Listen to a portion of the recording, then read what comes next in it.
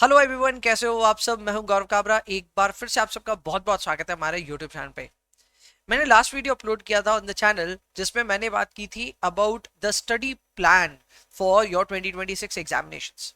उस study plan को 10,000 से ज्यादा व्यूज आ चुके हैं and many students have actually benefited from that video.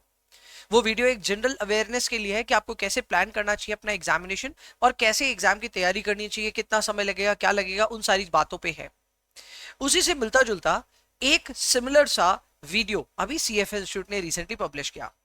In that video CFA institute ने 4 सक्सेस फैक्टर्स को आइडेंटिफाई किए और उसके ऊपर एक बढ़िया सा एक्सप्लेनेशन दिया कि कैसे वो 4 फैक्टर्स किसी भी कैंडिडेट के लिए क्रिटिकल है एट एनी लेवल व्हाटसोएवर, और उससे आप अपने एग्जामिनेशंस को क्लियर कर सकते हैं। उन चारों फैक्टर्स को हम लोगों ने ढंग से समझा एंड आपके सामने वापस मैं डॉक्यूमेंट कर रहा हूं so that you get a grip over all these 4 critical factors. यानी कि सिंपल शब्दों में ये 4 चीजों पे अगर आपने ध्यान दिया तो आपका सीएफए लेवल 1 का एग्जामिनेशन या लेवल 2 या लेवल 3 जो भी लेवल है उसका एग्जामिनेशन एकदम आराम से निकल सकता है, क्लियर हो सकता है। वो 4 फैक्टर्स क्या हैं उनके ऊपर आज चर्चा कर रहे हैं। शुरुआत करते हैं। सबसे पहले आप देख सकते हैं कि भाई सीएफए इंस्टीट्यूट की तरफ से ये सारी गाइडलाइंस आई है। So it is none of my observations. हालांकि मेरी ऑब्जर्वेशन इससे एकदम मिलती जुलती है एंड ये आप आने वाले कुछ मिनट्स के अंदर ऑब्जर्व भी करेंगे। सबसे पहले सीएफए इंस्टीट्यूट का ये कहना है that the first important success factor to clear any CFA level is time investment and consistency. इसमें इंस्टीट्यूट की क्लियर गाइडलाइंस है कि आपको 300 आवर्स डेडिकेटेडली देना चाहिए फॉर एवरी लेवल। ना इसके ऊपर हम लोग की पहले भी चर्चा हो चुकी है। Many of you have said कि सर हमारा तो जो वीडियो कोर्स हमने लिया है वो 600 आवर्स का है, तो हम कैसे कंप्लीट करें 300 आवर्स में। तो मैं फिर से क्लियर कर देता हूं कि ये एक बहुत ही सर्वे ओरिएंटेड रिजल्ट है और सीएफ इंस्टीट्यूट ने खुद ऑब्जर्व किया कि 300 hours is enough to study for the examination. ऐसे में if you are studying for 600 hours and then studying for another 300 400 hours, sum up करने पे 1000 आवर्स अगर आप इन्वेस्ट करो तो आप ओवर इन्वेस्टमेंट कर रहे हो। 300 hours is also enough. And आज की भागदौड़ वाली जिंदगी में मुझे पता आप वर्किंग हो, 300 आवर्स भी आप नहीं दे पा रहे हो effectively. So don't think of anything crazy, but 300 hours at minimum तो आपको सोचना ही चाहिए। वो पुटअप करे बिना आपका एग्जाम निकलना थोड़ा मुश्किल है। ये सीएफ इंस्टीट्यूट की तरफ से पहली गाइडलाइन है, भाई ध्यान देना इस बात का। सेकेंड चीज, इंस्टीट्यूट ये कहता है कि 4 से 6 महीने आप कृपया करके पढ़िए फॉर लेवल 1। मैं खास करके लेवल 1 पे ज्यादा फोकस करता हूं। तो लेवल 1 के लिए अगर अभी से आप तैयारी शुरू कर रहे हैं for your Feb exam, good to go. अगर आप मई 26 के लिए तैयारी कर रहे हैं तो आपके पास ज्यादा टाइम है। अगस्त और नवंबर के बारे में अभी बात ही नहीं कर रहे हम लोग क्योंकि वो बहुत ज्यादा दूर है। सो वापस मैं टाइमलाइन सेट कर देता हूं। अगर आप फेब 26 के लिए पढ़ रहे हो, this is good time to start. If you are starting for May, this is also very good, a little early लेकिन फिर भी चलेगा। एंड अगस्त नवंबर वालों को अभी कोई तैयारी की जरूरत है ही नहीं, सो इतना अर्ली स्टार्ट करने का आमतौर पे जरूरत नहीं है।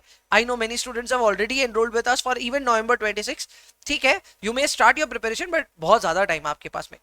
सर नवंबर 25 को भी एड्रेस कर दो। नवंबर 25 वालों के लिए क्या, तो भाई नवंबर 25 वालों के लिए अभी एकदम वो सिचुएशन आ गया जब अगर आपने एसिलरेट नहीं किया ना तो आप पीछे रह जाओगे। तो नवंबर 25 एकदम क्रेजी तैयारी होनी चाहिए आपकी।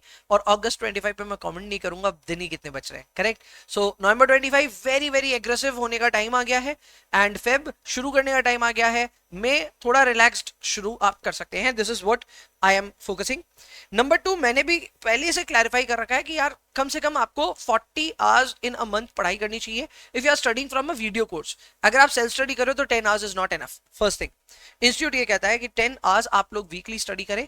एंड इस बात पे भी एम्फेसाइज किया गया है कि प्लीज सारा का सारा पढ़ाई वीकेंड्स पे ना करें, वीकडेज में भी थोड़ा थोड़ा पढ़ें। आई नो मैं भी ये बात पुश करूंगा तो बहुत ज्यादा क्रेजी लगेगा कि सर हम एक तो जॉब करके आ रहे हैं और उसके बाद में शाम को हमारे पास टाइम नहीं है, सुबह हमारे पास टाइम नहीं है, फैमिली है, जॉब है, सब कुछ है। तो मैं आपको बता दूं, जब भी मैं कोई भी एग्जाम आने वाला होता है उससे पहले ये एक डिस्क्लेमर जरूर डालता हूं कि आपको एग्जाम क्लियर करना है तो प्लीज अपने एग्जाम को अपनी फैमिली और अपने जॉब के ऊपर अब प्रायोरिटाइज कर दो। ये डायलॉग अभी मैं नवंबर 25 वालों के लिए नहीं डालूंगा, अभी भी नवंबर के लिए टाइम है। अगस्त वालों के लिए डायलॉग आ चुका है ऑलरेडी। तो ऐसा नहीं है कि आपको हमेशा अपनी पढ़ाई को प्रायोरिटाइज करना है, बट एक समय ऐसा आएगा when you will have to devote more hours. तो अभी आप स्लो चल रहे हो कोई बात नहीं, लेकिन एक पॉइंट ऐसा आएगा जब आपको पढ़ाई को प्रायोरिटाइज करना पड़ेगा over your job and over your family. तो वो थोड़ा सा टाइम दे देना, लास्ट के 2-3 महीने देना पड़ेगा। अभी से शुरुआत करोगे तो पैटर्न पकड़ में आ जाएगा। नंबर 2, ये बात भी एकदम सही है कि सिर्फ वीकेंड्स पे अगर आप अपना टाइम स्पेंड कर रहे हो ऑन द वीडियो कोर्स अपनी पढ़ाई में, मेरे को लग रहा है कि वो भी गलत है। आपको थोड़ा थोड़ा वीकडेज में भी इसको टच करना चाहिए। आपके पास आधा घंटा, आप आधा घंटा पढ़ाई कीजिए, आपके पास 1 घंटा, आप 1 घंटा पढ़ाई कीजिए, बट प्लीज इसको स्प्रेड कीजिए ओवर द एंटायर वीक। इससे क्या होगा, 7 डेज बाद, 6 डेज बाद जब आप वापस रिव्यू करते हो तो एकदम से मोमेंटम लॉस नहीं होता है। अगर आप वीकडेज में भी थोड़ा थोड़ा पढ़ रहे हो, वीकेंड्स में ज्यादा पढ़ रहे हो, तो आपका मोमेंटम बना रहेगा, टूटेगा नहीं। So that is also critical thing which was highlighted in the video जो कि CFA इंस्टीट्यूट में पब्लिश किया। हाईलाइट अच्छे से हुआ, मैं उसको थोड़ा ज्यादा बेटर वे में इलैबोरेट कर रहा हूं। ओके, इंस्टीट्यूट ने सर्वे करा है और सर्वे के हिसाब से ये देखा है कि ये रेजीम को जिसने फॉलो किया है, यानी कि क्या रेजीम है, 300 आवर्स का पढ़ाई कीजिए प्लस आप 4 to 6 मंथ्स डिवोट कीजिए। अगर आप इस रेजीम को फॉलो करते हैं और आगे आने वाले पॉइंट्स को भी जो मैं डिस्कस करूंगा उसको भी फॉलो करते हैं, then you have a greater chance of clearing the examination. This was the introduction, first point, यानी आपको कितना टाइम इन्वेस्ट करना और कैसे पढ़ाई करनी है उसका एक आइडिया मिल गया। सेकेंड पॉइंट है एक्टिव लर्निंग टेक्निक्स। अब एक्टिव लर्निंग टेक्निक्स में इंस्टीट्यूट ने अपनी तरफ से थोड़े बहुत आपको एड ऑन्स दिए कि ऐसे पढ़ाई करो। उसमें इंस्टीट्यूट ये कह रहा है कि पैसिव रीडिंग मत करो और मटेरियल के साथ थोड़ा सा एंगेज करो। अब एंगेज करने में फ्लैश कार्ड्स यूज करो, प्रैक्टिस क्वेश्चंस करो, मॉक एग्जाम्स दो, टीचिंग कॉन्सेप्ट्स टू अदर्स वाला काम करो। अब इसमें से हर कुछ तो पॉसिबल नहीं है। अब फ्लैश कार्ड्स ऐसी चीज है जो मुझे ऐसा लगता है कि ठीक आपके पास है तो ठीक है, नहीं है तो ठीक है, इतना इंपॉर्टेंट नहीं है, but obviously practice questions extremely important है, मॉक एग्जाम्स एक्सट्रीमली इंपॉर्टेंट है। Teaching concepts to others can help, definitely it can help, but it is not necessary कि आप हर चीज ही किसी को समझाने बैठो। आप कोई क्रिटिकल एरियाज को अगर समझा नहीं पा रहे हो, किसी को नहीं समझा पा रहे हो, खुद से बोलिए तो उसे भी थोड़ा सा हेल्प होता है। But again this is not a critical marker. अगर आप दो चीजों पे ध्यान दो, प्रैक्टिस क्वेश्चंस पे और मॉक पे, तो भी आपका काम हो जाएगा। Okay okay? इसके अलावा इंस्टीट्यूट ऑब्वियसली आपको ये कहता है कि एक्टिव स्टडी अगर आप करोगे तो मेमोरी रिटेंशन में भी काम आएगा और आपके जो नॉलेज गैप्स है उसको भी एक्सपोजर मिल जाएगा। Basically you will get to know कि आपकी कहाँ पे पढ़ाई खराब है, कहाँ पे अच्छी है, आपकी स्ट्रेंथ वीकनेस का आपको बेटर आइडिया मिलेगा if you engage with your material thoroughly. Basically इसको एकदम सिंपल शब्दों में कहूँ तो यार, रट्टा मारने मत जाओ, ठीक है। अब एकदम आप हिंदी में समझ रहे हो तो ऑडियंस को रट्टा बोलूंगा एकदम क्लियरली समझ जाओगे। रट्टा मारने मत जाओ, रट करके जाओगे तो कोई फायदा नहीं होगा। चीजों को एब्जॉर्ब करो, समझो अपने लेवल पे, दैट विल हेल्प। थर्ड आता है क्रिटिकल पॉइंट। अब इस पॉइंट पे तो मैंने बहुत ज्यादा एम्फेसाइज किया है, even in my classes and also through the YouTube and also through the interaction that I do with my students, कि भाई आप पढ़ाई पढ़ाई पढ़ाई कर रहे हो, प्रैक्टिस का क्या। सो आपको प्रैक्टिस करनी पड़ेगी और परफॉर्मेंस का भी एनालिसिस करना होगा। This is exactly what we do. हमारे पूरे के पूरे जो हमारे स्टूडेंट कम्युनिटी है उसमें यही चीज के ऊपर मेजरली बात होती है। यहाँ पे क्या बात है कि भाई आप एग्जाम स्टाइल क्वेश्चंस जो हैं, जिसके लिए मैं बोलता हूँ यार आप इकोसिस्टम फॉलो करो। याद है मैं इकोसिस्टम की बात करता हूं, क्यों? Because I am of the believe कि इकोसिस्टम में जो आपके 1500 क्वेश्चंस हैं प्लस 500 क्वेश्चन जो आपके मॉक में एग्जाम्स हैं, करेक्ट, वो आपको मिला करके टोटल 2000 क्वेश्चंस जो मिल जा रहे हैं। ये 500 मैं काफी सारे मॉक्स इंक्लूड कर रहा हूं, इंस्टीट्यूट के 2 मॉक मिला के 360 क्वेश्चंस ऐसे ही हो जाते हैं, प्लस आपने एक आधा मॉक और दिया, मान लो हमारा मॉक दिया तो 500 क्वेश्चंस और कवर हो गए। तो इंस्टीट्यूट कह रहा है कि 2000 क्वेश्चंस अगर आपने थॉरोली प्रैक्टिस किया है तो फिर वो आपके तैयारी के लिए काफी है। Now this is also answering your query कि हमको प्रैक्टिस पैक लेना चाहिए कि नहीं। तो इंस्टीट्यूट की खुद के उस वीडियो में जाकर के आप चेक कर लेना, क्लियर गाइडलाइंस है कि भाई आप 2000 क्वेश्चंस तक भी अगर आप फोकस कर रहे हो then that is also okay, but उतना तो कम से कम प्रैक्टिस करो। Now many candidates don't even practice that much, सिर्फ सोचते हैं हम पढ़ाई करके जाएंगे, रिविजन पे रिविजन करेंगे और उससे हमारा काम हो जाएगा। That will not work. What will work is good amount of practice. हालांकि 2000 क्वेश्चन से ज्यादा ही हो जाएगा क्योंकि हम लोग क्वेश्चंस रीसेट करके वापस करेंगे and lot more things. So eventually हम लोग शायद 3000 क्वेश्चंस प्रैक्टिस कर लेंगे, but that is a very good benchmark. उसको अगर आप सेट करते हो तो आपका काम बन जाता है।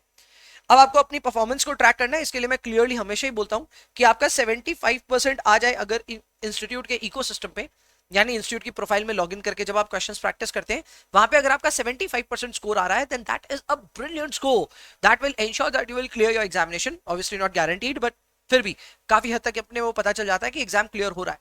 Students who have consistently not been able to clear the 75% benchmark, उनके लिए भी मैं पहले ही उनको एक बार बोल देता हूं भाई एग्जाम डेफर करना है तो कर सकते हो। व्हाई? बिकॉज हमें कहीं ना कहीं अंदर से पता चल जाता है कि ये स्टूडेंट शायद इस टर्म पे नहीं निकाल पाएगा। So I have been very vocal. मैं इवन यूट्यूब पे भी आकर के क्लियरली बोलता हूं कि अगर आपका 75% नहीं आ रहा है तो आप प्लीज एग्जाम डेफर कर दो, 75% और अबव आ रहा है तो एग्जाम देने जाओ। अब आप जाहिर सी बात है यही कहोगे कि सर 75% वाला ये जो आपका ट्रिक है ये सबको पता चल गया तो एग्जाम में तो 100% स्कोर होने लग जाएगा। That will not happen. There is something known as information asymmetry, यानी कि ये 75% वाली बात हर किसी तक पहुंचेगी नहीं। सो जिस जिसको ये बात पता है उसके लिए एक बहुत बढ़िया बेंचमार्किंग सेट हो गई कि इफ आई एम गेटिंग 75% और मोर इन द इंस्टीट्यूट इकोसिस्टम, मेरे को एग्जाम देना चाहिए, नहीं तो नहीं देना चाहिए। इस बात को अगर आप समझ लेते हैं तो बात बन जाती है। प्रॉब्लम है उस ग्रे एरिया में 70 टू 75 में क्या करें, उसका जवाब किसी के पास नहीं है। That is where you will have to follow your gut feel कि भाई हम एग्जाम दें कि नहीं दें। आमतौर पे 70-75 इज ऑल्सो गुड लेवल, और उस पर भी एग्जाम दिया जा सकता है, बट फिर भी खुद की सुननी चाहिए। ठीक है, हर चीज मैं नहीं बता सकता आपको। ओके, नेक्स्ट है आइडेंटिफाई करें क्वेश्चन के patterns and recurring weak spots. वो तो हम लोग करते ही हैं क्वेश्चंस में। जैसे हम लोग को लीस्ट लाइकली मोस्ट लाइकली में थोड़ी ट्रबल होती है, आईएफआरएस वर्सेस यूएस गैप में थोड़ी सी ट्रबल होती है, तो वो हम लोग आइडेंटिफाई आमतौर पे करते ही हैं और अपने वीक स्पॉट्स को आइडेंटिफाई करके उस पर वर्क करते हैं। करेक्ट और इनकरेक्ट क्वेश्चंस दोनों को आप ढंग से समझें। करेक्ट हुआ तो क्यों हुआ, इनकरेक्ट हुआ तो क्यों हुआ। बेसिकली सिर्फ क्वेश्चंस मत करिए, क्वेश्चंस करने के बाद रिव्यू भी कीजिए कि आपने कितना सही किया कितना गलत किया। अब इसमें एक बात मैं आपको बता देता हूं, ये पैटर्न्स वाली बात में हमने एक बात और पकड़ी है कि सीएफए लेवल 1 का अगर मैं बात करूं तो यहाँ पे प्रैक्टिकल का एक्सपोजर बहुत ज्यादा नहीं है। मैंने ये पहले भी कहा है और अभी भी ये कंसिस्टेंटली हो रहा है। 20% से ज्यादा तो प्रैक्टिकल क्वेश्चंस आते ही नहीं है। So most questions are theoretical in nature, और जो लोग सीएफए नया नया शुरू करते हैं उनको ये लगता है यार मतलब सब प्रैक्टिकल ही होगा। It is not true, most things are theoretical. Theoretical होने के बावजूद इतना अमेजिंग लेवल का कॉन्सेप्ट टेस्ट होता है यहाँ पे कि लेवल 1 एग्जामिनेशन अपने आप में एक गजब का मास्टरपीस एग्जाम है। तो वो एक अलग बात है, थ्योरेटिकल होते हुए भी they have done such a good work. ये कमाल आता है from their curriculum. Curriculum is so nicely designed कि आपको बहुत कुछ सिखा के जाता है even at level 1। Focus on refining techniques, time management, exam strategy, not just raw knowledge. ये तो सारी चीजें हो जाएगी अगर आप मॉक एग्जाम्स देना शुरू कर दे तो आप अपना मॉक दीजिए, उससे आपको टेक्निक भी पता चल जाएगी, टाइम मैनेजमेंट भी हो जाएगा, एग्जाम स्ट्रेटेजी भी मिल जाएगी, सब कुछ हो जाएगा आपका काम। नेक्स्ट पॉइंट आता है और ये फाइनल पॉइंट है बाय द इंस्टीट्यूट। इसके बाद में मैं समरी भी दूंगा सारी बातों का। तो फोर्थ पॉइंट ये कहता है कि फीडबैक लूप्स बनाइए खुद के लिए, और फीडबैक लूप्स यही है कि भाई आप रेगुलरली रिविजिट कीजिए टॉपिक्स को। रेगुलरली रिविजिट करने का मतलब ये है कि देखो ऐसा पॉइंट आएगा जहां पे आपको लगेगा कि सब पढ़ने के बाद में भी कुछ याद नहीं आ रहा है। वो सबके साथ होता है, you are not alone in that.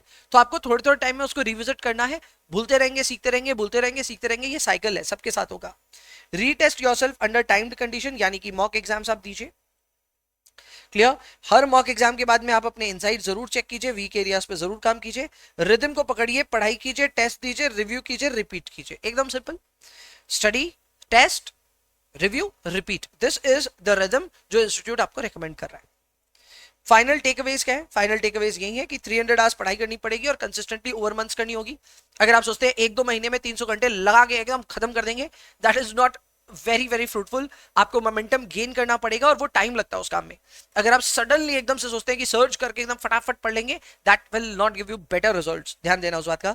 Material के साथ एक्टिवली एंगेज हो जाइए, रट्टा बुद्धि मत लगाइए। नंबर 3, प्रैक्टिस अच्छे से कीजिए क्वेश्चंस और मॉक्स का। एंड नंबर 4 ये है कि फीडबैक लूप्स बनाइए खुद के लिए, जिससे आपको पता चले what are your strength areas and what are your weak areas. I hope this will now address lots of anxiety जो कि आपके अंदर थी कि हम एग्जामिनेशन के लिए क्या तैयार करें क्या नहीं करें एंड क्या कितना पढ़ना पड़ेगा। वो सारे सवालों का शायद जवाब यहाँ पे मिल गया होगा आपको। So yes, that was the video. 4 success factors को हमने यहाँ पे कंसिडर किया। ये सक्सेस फैक्टर्स ऐसा नहीं है कि कुछ बहुत नया है, हम पहले से इन सारी चीजों के बारे में जानते हैं और अपने हिसाब से मैं इसको स्टडी प्लान में भी कवर किया हुआ हूँ।